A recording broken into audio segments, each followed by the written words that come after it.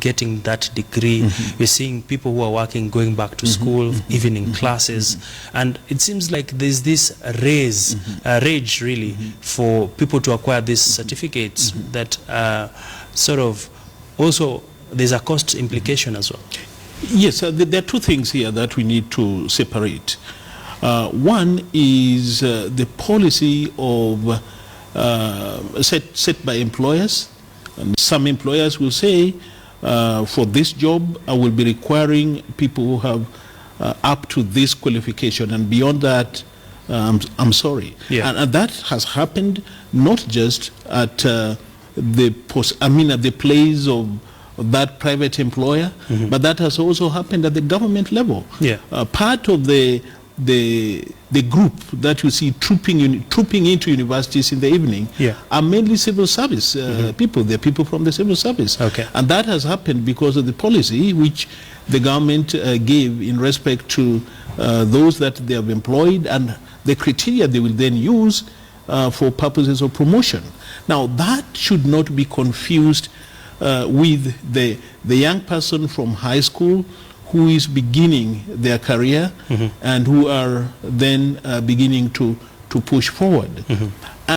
And that must also be understood in the context of what is realistic. Yeah. And Prof, the other interesting aspect we are seeing, employers currently, there's this preoccupation where they're saying that for you to be employed, at least you should have some years of experience.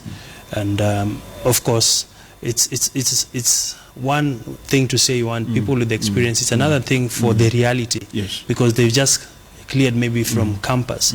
But I want us to shift our attention and look at the issue of the skills gap. Do we have a skills gap in the country where we are saying there's sort of a mismatch in the skill set? Because employers are looking for this caliber of students, but this is what they are able to deliver. How true is this? Yes, I think the question of skills gap cannot be debated. It's real. It's there, it's real. And what makes it real is because universities and institutions of training are said to qualify people for certain professional occupations. Yes. And you realize that with time and with the change in technology and so forth, there's very quick movement at the market level. Yeah. And therefore, because of the quick movement at the market level, they kind of overshoot and go faster than where the training is. And therefore, training in some instances have been left behind. Now, I'm aware of several universities that have ways of making sure that that is bridged, and part of the ways of doing that is creating practicum opportunities. Yeah. I'm sure even at the Standard Media you have a number of people from institutions of higher learning and training who are taking their practicums here. Correct. They'll be doing it for several months. Yeah. In some cases, some will even choose to come back and volunteer their services and That's so true. forth. There's nothing wrong, by the way, for one to volunteer their services. Once you have done sufficient number of years or hours or months into the practicum, that gives you a kind of leverage over and above those who completed their training and returned home. So universities, I think, at least I know, the one which I represent, has very rigorous processes of ensuring that the skills gap is actually bridged. What they call hands-on training. Yes, what they call hands-on training.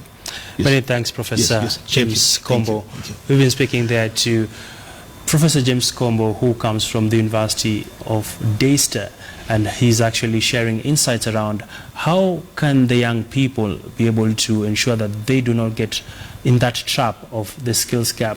One of them is getting attachments that give you the practical experience, and he's also raising the issue of universities to be able to offer hands-on training. Well, that brings us to the end of part one of the program. And after the break, we'll be looking at investing in the sports world. We'll be speaking to two gentlemen from Wadi Degla who are making significant investments in the country. You don't want to miss that interesting conversation coming up shortly.